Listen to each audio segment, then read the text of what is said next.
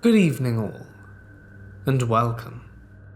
Hotels are an essential part of life.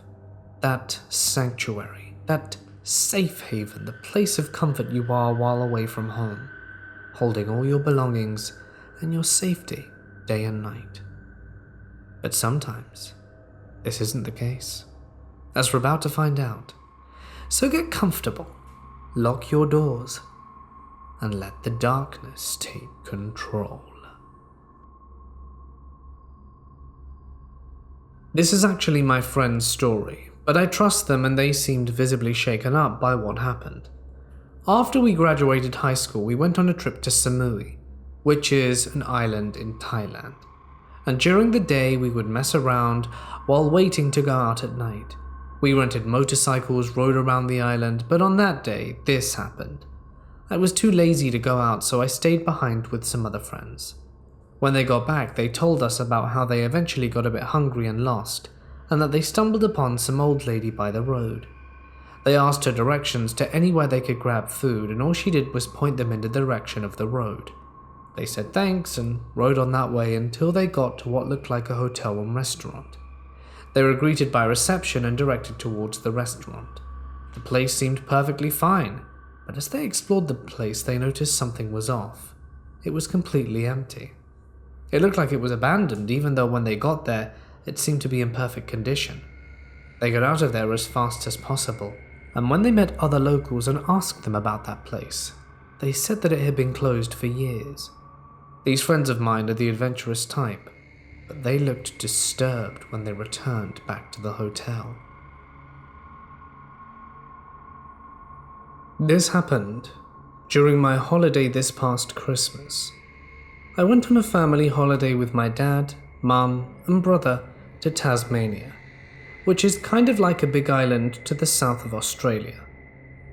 I wasn't incredibly interested in the trip.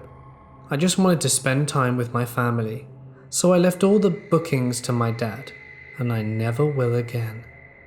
He has his own Airbnb he manages, so I thought he would be able to find a decent place on his own. When we rocked up to the Airbnb my dad booked, the first thought I had was, if I wanted to sell drugs, I would do it here. My mom was not impressed at all, and was already telling my dad off for booking it. I didn't say anything. Perhaps the inside is nicer. It was a little dingy house, the paint was peeling off, the roof was rusty, and there were plants overgrown to the side of the building. Imagine grown into the actual foundation and wooden planks. There were 3 entrances. The first one I worked out was the entrance for the host. It looked okay, not as bad as our entrance, a little tidier. I went downstairs, so we figured out, after a while, the host most likely lived below us.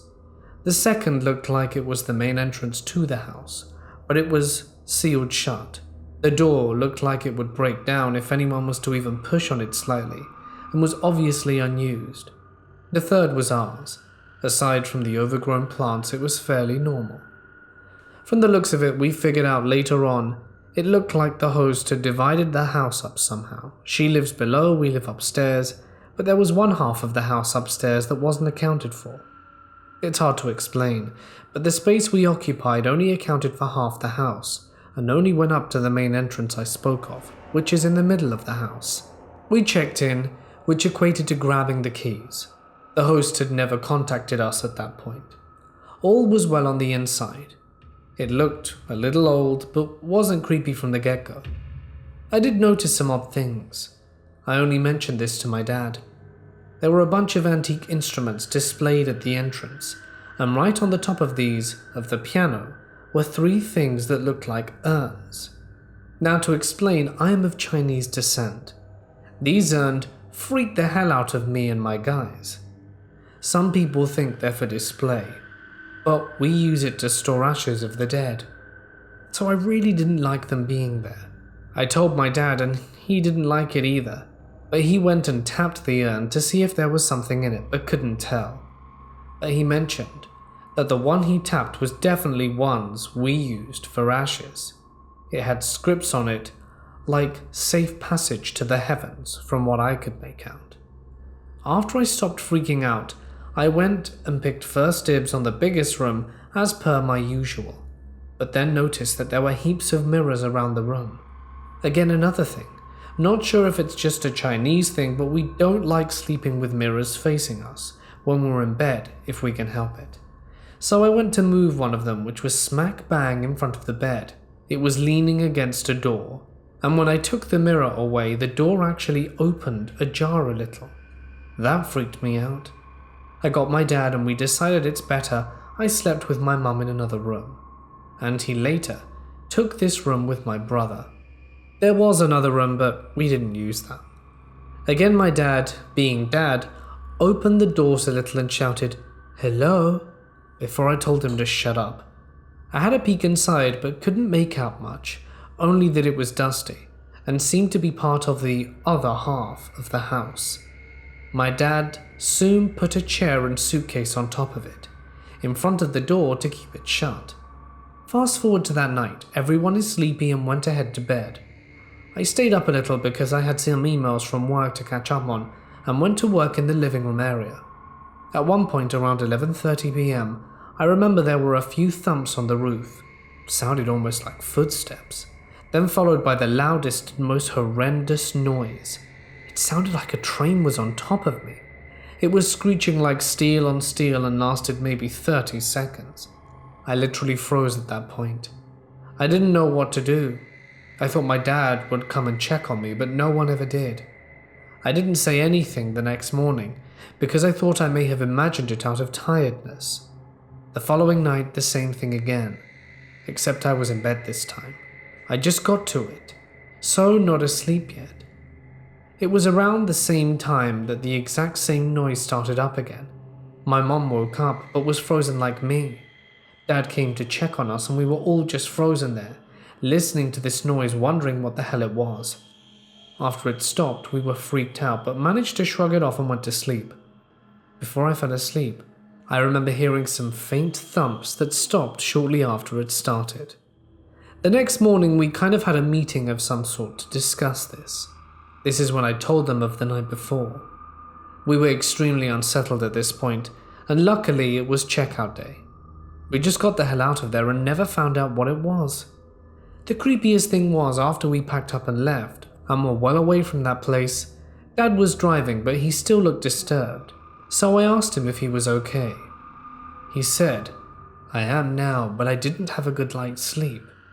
I pressed on and asked him what it was. He said the noise didn't bother him much compared to what he experienced. What bothered him the most was when we left on our tour on the second day. He still had his suitcase on top of the chair blocking the door in his room.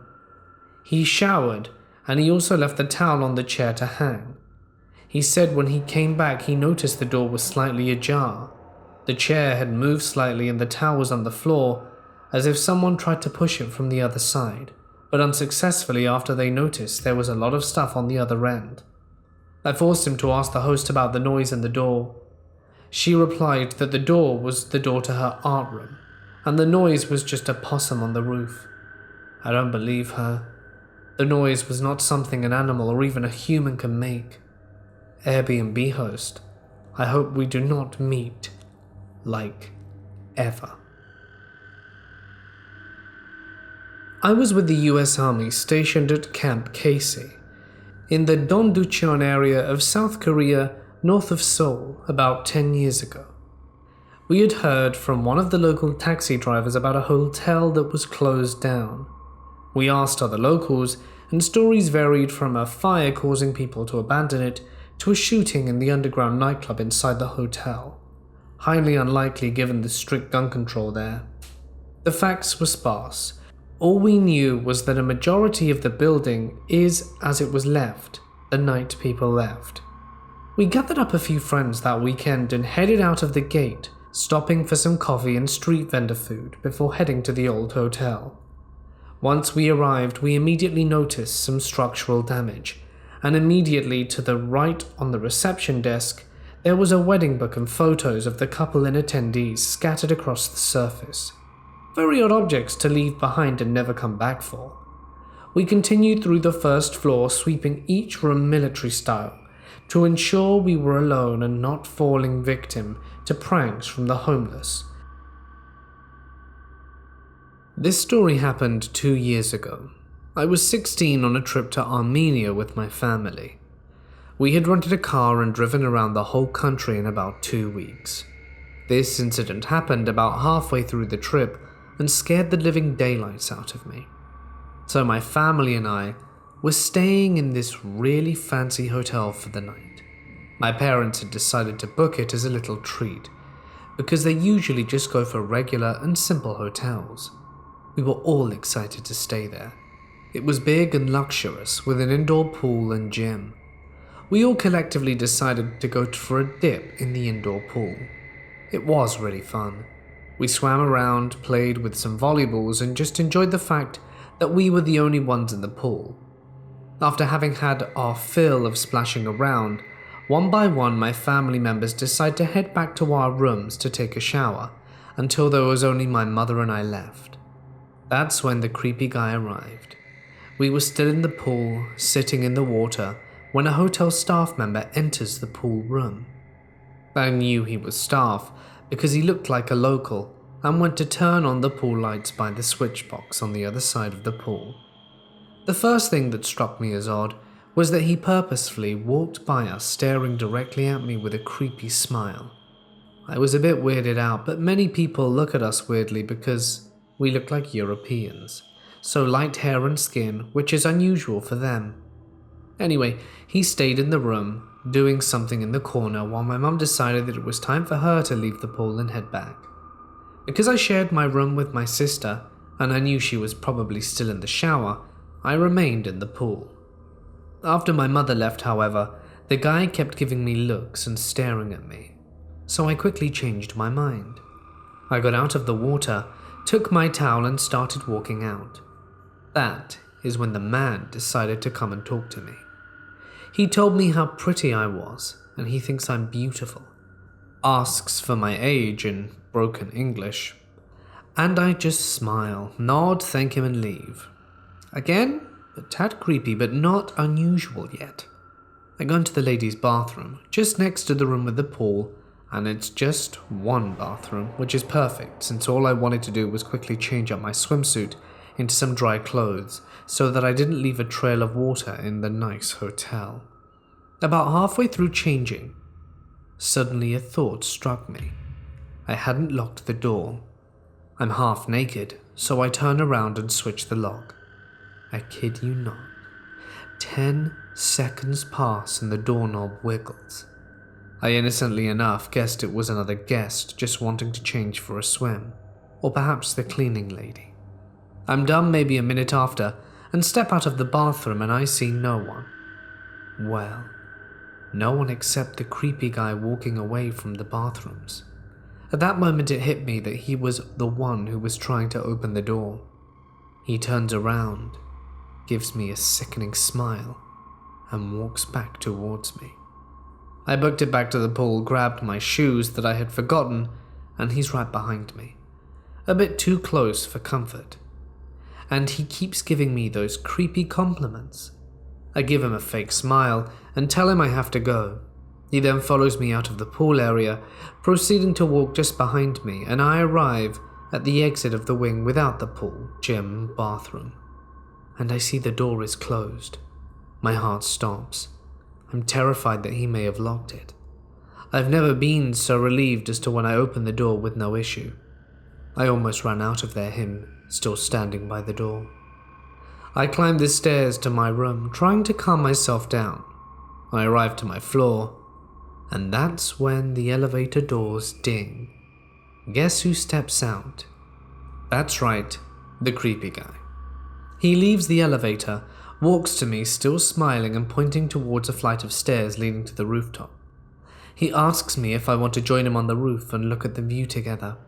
I shakily decline his offer and run to my room, get in, and lock the door, with the hope that he doesn't come knocking. He didn't. I saw him around the hotel a few times after that. He always tried to talk to me.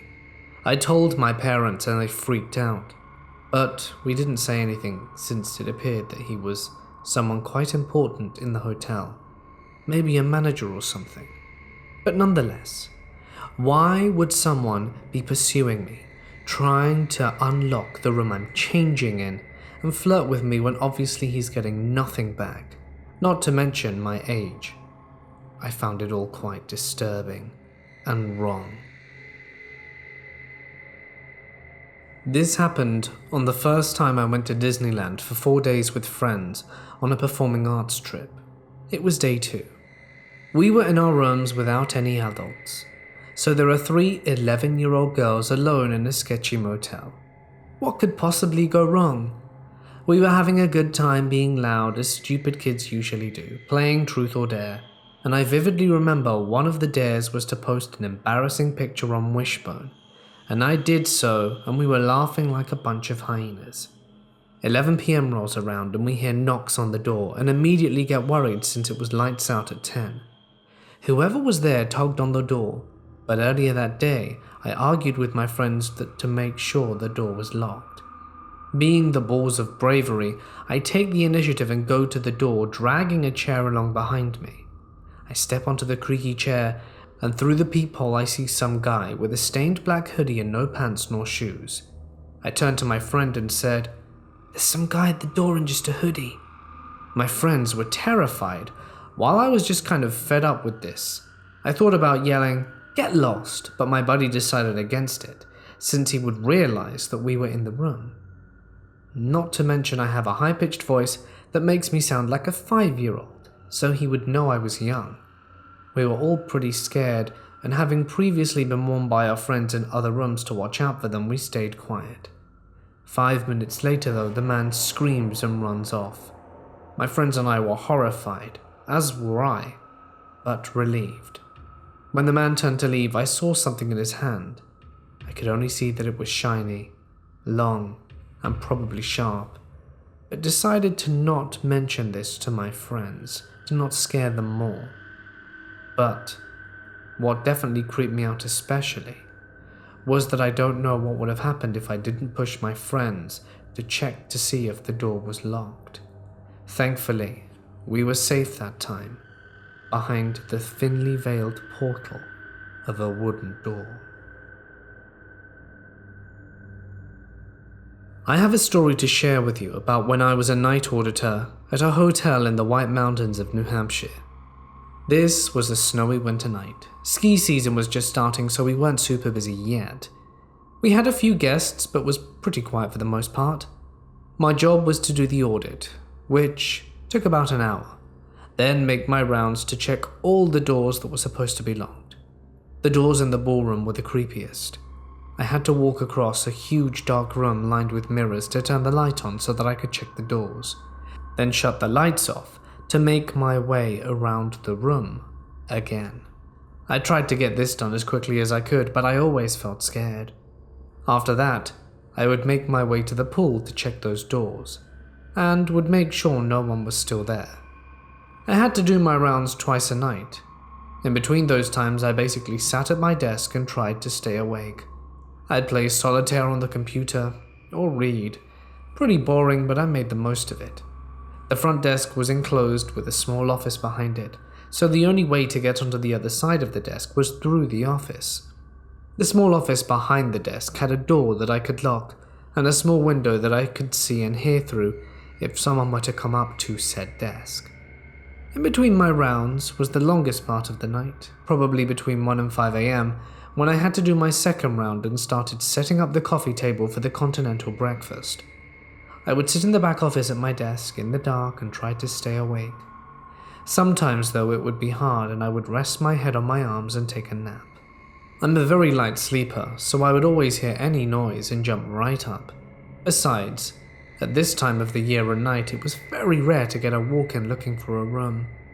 Or this particular night, I dozed off at my desk and must have been asleep for half hour or so, when I heard a loud whisper coming from the desk. It was as if someone was standing there knowing I was resting, but wanted to get my attention. "Are you sleeping?" the voice said.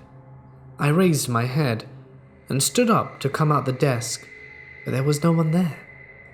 Even as I came out the office and looked around the lobby and halls, I knew it was real. It was as if a guest or someone looking for a room had walked up to the desk, and the whisper was loud enough to wake me, bear in mind. I felt totally creeped out for the rest of my shift. Other employees would tell me the hotel was haunted, but I never knew whether to believe them or not. But after having that experience, I certainly do. I'm a fairly fit 22-year-old female. I work for a pretty well-known health club in northwest England. I've been on a pretty simple path of self-improvement while working part-time and studying at university. Therefore, when my manager asked me if I wanted to do a lifeguard qualification for our poolside, I happily agreed to it. It was an all-expense-paid trip, so I would never have to say no. They paid for my travel, which was about an hour away from where I was living, but I drive, so they just paid my petrol. The hotel, the food, which was of course pretty cool. The way the course was set out was pretty normal for a lifeguard course, I assume. It was 3 days worth of training, 4 days off, and I returned back home to work. And then I would travel back again for 3 more days, and on the third graduating from the course and be a lifeguard. The first 3 days were amazing. I found my hotel pretty easily, and although it was in a dodgy looking area, I did sleep well and the staff were nothing but helpful. I was hoping to return to the same hotel for my final 3 days. However, the day before I was due to return, due to my last 3 days, my manager told me the hotel was fully booked. He quickly booked me another one which was in the middle of the town centre. I looked the hotel up and the exterior was dodgy, but I thought I may as well give it a chance as it was only for 2 nights. I went to my first day at lifeguard training as normal, when one of the local girls told me the hotel I was about to stay at had no on-site parking. She also mentioned that all the surrounding car parks were only for short stays, max 2 hours, and it would be best to leave my car at the training center and she would take me to my hotel and pick me up in the morning to go to training. I thought that was a very kind offer and thanked her and took her up on it. After finishing for the day, I got into her car and she took me to my hotel.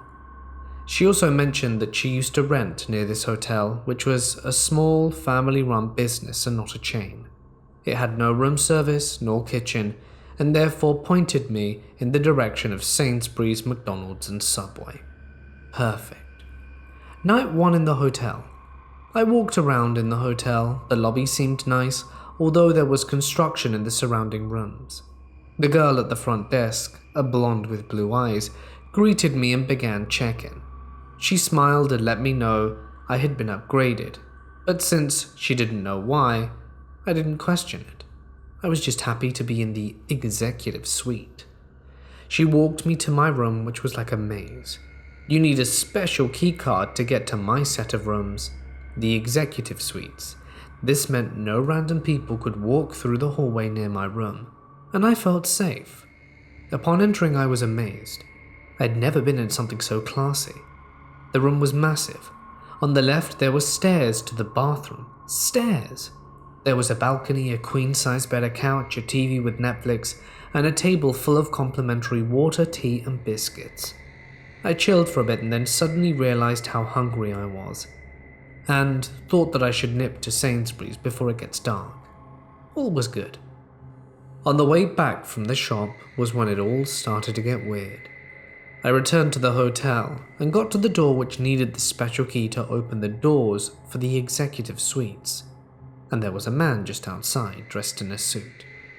We looked at each other for a moment before I walked past and scanned the door open. I automatically regretted it. The man followed me through very closely. Now I'm a very nervous person.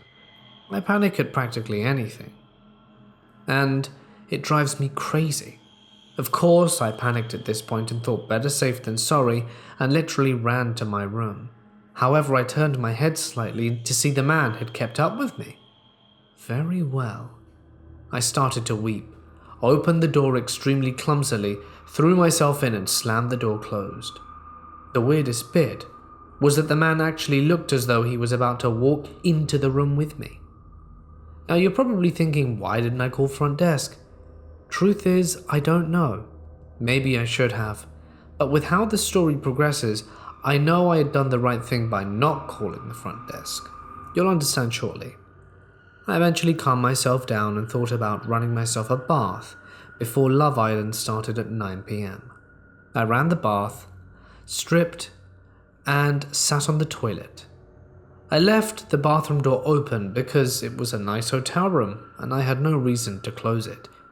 I had a very clear view of the front door. I stand up to flush and hear a noise, like the sound of the front door opening. I look up. The door is open. I ran to the bathroom and slammed it and locked it, and I sank to the floor and cried. I turned the bath off and I listened closely to the room outside the door, but heard nothing. I messaged my best friend, who lives in Crete, so even if something did happen, she would have been unable to do anything about it. I don't even know why. I just thought there was no way this was actually happening, and if I called the police, I'd be laughed at. I sat on the floor for a half hour until my friend convinced me it was all in my head and just to check. I let her know my hotel name and room number, just in case, and told her that if I didn't reply in 5 minutes, no matter what, to call the police for me. She agreed and I left the room. All looked normal. I checked under the bed, the balcony, the wardrobe, and everything was fine. No masked intruder. Although, I tried to lock the front door with the manual lock that are normally on the hotel room doors, but found there wasn't one. This frightened me a bit. I laughed to myself, grabbed one of the 2 bottles of free water, and downed it during Love Island and fell asleep soundly. I awoke the next day and got ready quickly because I overslept, grabbed the last water bottle, and ran to meet the girl who was picking me up for training, and forgot all about the night's events. Now, for the last night at the hotel. Here's where it gets weirder. I come back relatively early to revise for the assessment next day. It was 30 degrees outside, and in the unair-conditioned room, I was hot, so I stripped to my underwear and noticed that none of the complimentary waters had been restocked, so I assumed maybe it was just a one-off thing, considering I never really paid full price for the room anyway. I revised for about half hour before the heat made me sleepy. I don't even remember falling asleep, but I do remember the sound of the door next to me slam shut. The front door. I felt groggy and didn't open my eyes straight away. When I did, it took my eyes a few seconds to adjust. I brushed it off quickly until I sat up straight. My eyes focused on the table, which was now full of complimentary water. It definitely wasn't there before. It was next to my bed. So was a random sock, a black ankle sock. That was not mine.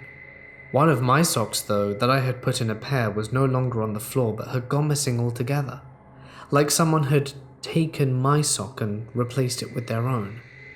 My mind automatically thought that it had been the staff and therefore I didn't complain to management. This was not a chain hotel where a creepy employee couldn't be held accountable, but a family business. What if I had complained to the creep that had actually been doing this? I barricaded myself into the room and barely slept that night. Upon checkout, an elderly man was at the front desk, who I'd only ever seen in passing, and he asked if I liked my room. I tried to be polite and said yes despite the weird events, which I began to question myself about again.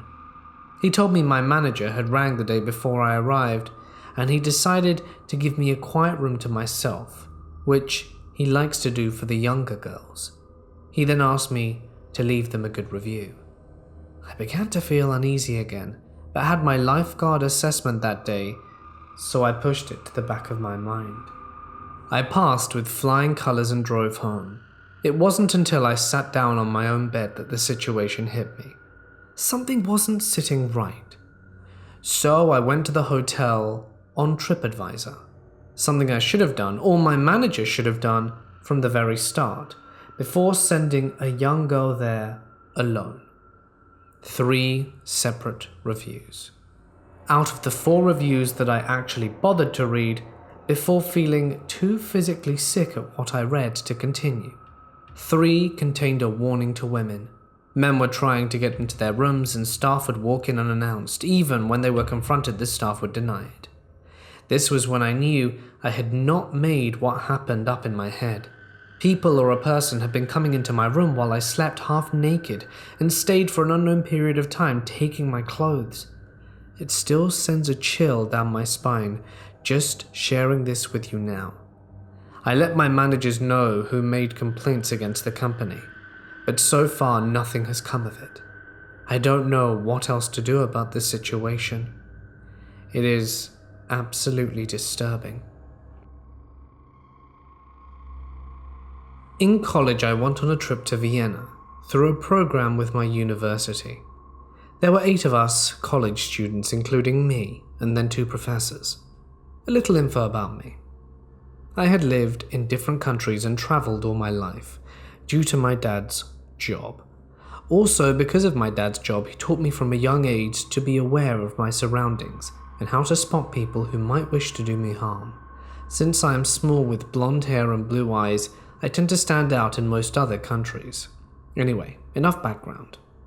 Here's the cast. Me, my oblivious friend, who's also my roommate, my 2 professors, and the old crazy man. We had an evening to kill and decided to go to the local film festival to see what was going on. There were a couple of interesting things that happened to us while at the film festival that were kind of odd but more funny than anything. We were on the subway heading back to our hotel once that had concluded. The subway was pretty empty since it was late at night, but there were 10 of us in the back of the train and a few people at the front. We were having a good time when my flatmate and my second professor were being really loud and trying to be the center of attention. I looked towards the locals and saw that all the noise caught the attention of an old crazy man. He was really scruffy with long wiry hair and had a long unkept beard. His clothes were pretty soiled and his shirt was halfway unbuttoned, exposing his chest. We made awkward eye contact and I looked away and back towards the group. I had a gut feeling about this guy. There was something about the look in his eye that made me uncomfortable. About a minute later I looked back and he had moved to sit in the middle of the train, closer to us, staring at our group. I knew something wasn't right. I looked at the group to see if anyone had noticed this guy, but of course they hadn't. I didn't want to say something to make a big deal out of possibly nothing, so I decided to portion myself where I could see over the old creepy man from the corner of my eye and still look like I was conversing with the group. So I decided to position myself to where I could see the creepy old man from the corner of my eye and still look like I was conversing with the group. Over the next few minutes, just before our stop, he inched his way closer to us. Ever so slowly he would approach. I knew our stop was coming soon, so figured he would either stay on the train or we'd lose him at the station. Our stop came and we got off and started heading up the stairs. I positioned myself in the back of the group so I could see what this guy would do. He got off the train and followed us up the stairs also. He had this crazed look in his eyes. This station was fairly busy, so I figured we'd lose him in the crowd. Nope. We were now outside the station, walking down the street to our hotel. I remember the street being extremely dark because there was construction going on both sides and there were no streetlights. We were the only ones on the street, as well as, of course, the crazy old guy. I finally grabbed Professor One by the arm and slowed him down to where he was joining me in the back of the group. I told him we were being followed, and he looked over his shoulder and saw the old guy 20 feet away. He told me not to worry about it, and that it was unlikely he was following us. We rounded a corner a few seconds later, only to have the creep follow us. I nudged him to tell him, and he shifted, and I could tell that he too was now uncomfortable. I just looked at him like, "Told you so." I softly pressed my hands on the back of my roommate, who, by the way, was still being really loud, and started to walk faster, making her and the others in front walk faster too. The professor followed my lead, calmly getting everyone to walk quicker. We started to gain some distance and made our way into our hotel. Everyone sat in the lobby, as the professors were going to give us the agenda for the next day. The professor stopped and asked if I was alright, and I told him that the guy was following us and had been watching us since the subway. The professor, of course, was appreciative that I had let him know. We joined the group and started going through the next day's agenda. The facade of the hotel was literally just windows, and from the corner of my eye, I saw movement outside. And of course, you'll guess who was there. None other than the creepy old man. The look in his eyes made me freeze, and I felt physically cold. I knew it was just him staring at me. Bang. We all heard it. Every person in the lobby jumped. The creepy old man was banging on the window with both fists, without breaking eye contact with me. The professor stood up and got in between me and the creepy old man, blocking his view. He started to slowly turn and walk away, still keeping eye contact with me. This was the first time that the rest of the group noticed this old creepy dude. They all looked at me and the professor and asked what was happened. Not wanting to freak out any of the other students, he said, "And see kids, this is why we don't do drugs." He got a chuckle from the group and they all went back talking as if nothing happened. 10 minutes later, the group went up to their rooms and it was just me, my flatmate, and the professors in the lobby. I was filling in my flatmate and the second professor about the creepy old man, and we were now laughing because we thought that it was all over. But of course, it wasn't. The sliding glass door opened and the creep walked in. I stood up. I didn't want to be in a sitting position if he approached me. Once again we made eye contact, but he kept walking straight, past the front desk and down the hall that led to where the rooms were. I could barely hear it, but he was muttering something in German. I know enough to get by, but certainly not that much to hold a lengthy conversation. Since I was far away as he spoke, I didn't really hear it. I turned to the other 3 men who were sitting there in shock as he was back. I went to the front desk and explained to the clerk what was going on and that the creepy old man had been following us all night. He called for security and suggested that the professors take us 2 girls to our room and then return to theirs. The professor called my flatmate back to our room on the 2nd floor without running into the creepy old man. I thanked them and asked if they would message me when they made their way to their rooms. They then sent a group text to all of us to not leave our rooms for any reason tonight. My flatmate was shaken by the experience, and I reassured her we would be fine so long as we stayed in our rooms. It was really hot in our room, and I went to open the window. Since we were on the 2nd floor, I figured that this wouldn't be a problem. The window faced the courtyard that was in the middle of the hotel, and all the rooms circled around it. In the courtyard, the creepy old man was screaming, speaking German, and the words that I caught were girl, blue eyes, and mine. This sent chills through my whole body. Security called police and we watched them escort him out of the hotel. I had a hard time sleeping that night, knowing the whole time he was following me, and he wanted me. I work in a hotel at the front desk. The hotel isn't very old, so you would normally not expect something strange or paranormal to happen. I sometimes work night shift. That means I'm completely alone. The first night when my colleague showed me how everything worked and what I had to do, she told me that we have some extra guests that never check out. Ghosts. She told me about the sliding door at the main entrance opening and closing by themselves, and she tells me that the sliding door opened and closed while no one was near it. But not only at that main entrance, but also the sliding door at the garage that kept opening and closing in the night with no one around. Not even the motion sensor caught anything. The light in the garage wasn't on, but still, I was kind of okay with it. I'm into spooky stuff and didn't have a bad feeling while it happened.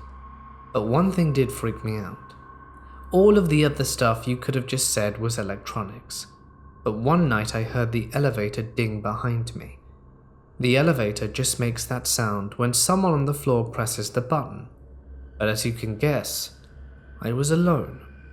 There was no one around, and the elevator opened and closed, but stayed on the same floor. I also took a look to see if perhaps someone was inside the elevator. However, it was completely empty. Once, while going through the hotel as part of my job, I kept my phone recording the entrance. After that, I viewed it when I got back. Despite the fact my phone has bad quality, I did catch what sounded like a voice, a strange rattling sound. I thought perhaps it was just me, but you can't see anyone in the video. And if it was me, there should have been someone in the video, but there wasn't. Something that also happens often is that the light on the 4th floor keeps going on and off the whole night long. I can see it from the reception. I don't think guests are running around in the middle of the night, so it's pretty clear. There's something the motion sensors are picking up. I also saw some shadows in the corner of my eye, but I didn't see any proof as it's dark and I'm tired. I tell myself it could just be a trick of the light, perhaps my imagination. I have night shift again this week. I really hope that I don't see anything unnerving again. I've been working as a hotel night auditor for almost 6 years now, and boy do I have some stories to share with you. However, today's true terror tale takes place many years ago, when I was still fairly new to the position and location of my property. It was 11 p.m. and I was entering into the hotel lobby. I right away noticed 2 individuals sitting in my lobby and could hear a loud one-sided conversation taking place in our designated breakfast area. The vibes the hotel were putting off were unsettling to say the least. I go around the corner and enter the office, where I see my co-worker already packed and practically 1 foot out the door. Before she left, I made sure to ask, "What's up with the people in our lobby? Didn't you inform them that we have a no loitering policy, or did you so gracefully leave me to do that?" Before she could even finish her sentence, she was gone. Little did I know that would be the last time I would ever see her again. One of the transients, a man, was sitting in the chair facing my desk directly. He stared at me with such wrath, such unfiltered darkness. He was mumbling incoherently. A woman sat beside him. She was dressed in shorts and a t-shirt during winter, digging her long, jagged nails into her thighs while moaning inappropriately. Then lastly, a woman overdressed for the winter comes up out of the breakfast room carrying a cracked cell phone. At this time I see my chance, so I tell them, "Excuse me, it appears that we are sold out for the night and there's a no loitering policy in our property. Would you like me to call you a cab, or do you have a ride coming?" At that moment, the man stands up and pulls out a large hunting knife from his coat and approaches the desk. I was literally wetting myself when he leans into me and says, "Ma'am, you smell toxic, like your blood isn't right. God has sent me to cleanse the world of all evil toxics." As he's saying this, his eyes begin to shift from black emptiness to crimson red massacre. I took off leaving the work phone but grabbing my cell phone into the back laundry room. I knew I wasn't safe there, and that every second I spent trying to think of what to do was a second they would advance on me. I decided to make a dash for one of the empty rooms. I could secure myself in there. I just had to be faster than the 3 Christian crackheads. I didn't think beyond that. I threw open the door and booked it for the suite. I don't know how, but I must have had the speed of 1,000 gazelles and made it into the room without any chase pursued by the toxic Avengers. While in the room, I dial 911 on my cell and begin pushing any furniture I could in front of the door. As I'm on the phone with the police, I can hear them mechanically skipping through my hall, running their weapons across the walls, chanting, "We're here to cleanse the world. No toxic blood, my lord." It was so rhythmically unnerving. Just then, the silence is broken by the dispatcher finally telling me police have been dispatched to my location. That's when I noticed I couldn't hear the chanting anymore. I hoped and prayed that they had left. Maybe they got another guest. Maybe. Just then, the doorknob begins violently rattling. I start losing myself, screaming and crying, and I hear Officer so-and-so with the police department. I couldn't believe it. I asked the dispatcher and she confirmed an officer was on the property. I moved the furniture and opened the door. I was a wreck, understandably. The police called my boss and told her I needed the rest of the night off. And you know what she said? She said that if I left, I quit, regardless of circumstances. What a cow! Oh, and for the missing co-worker, she quit the next day. She said that she felt this job was going to kill her. Hey guys, it's Mort here, and thank you so very much for listening. I do hope that you enjoyed tonight's hotel stories. I do like doing this topic, a nice mix of the let's not meet variety as well as paranormal thrown in there. If you enjoyed tonight's stories, please be sure to like it, unless you're passed out and aren't even listening to what I'm saying anymore, which I'm sure some of you certainly are at this point. Alright then guys, thanks for watching. If there's a story of something that's happened to you, you can send it to me, and it may feature in a video. Just be sure to write it well, put lots of paragraphing and punctuation and the like. Top quality means it's more likely to be selected. Just keep that in mind. But for now, I'm gonna sign off. Stay awesome, and I'll see you in the next one.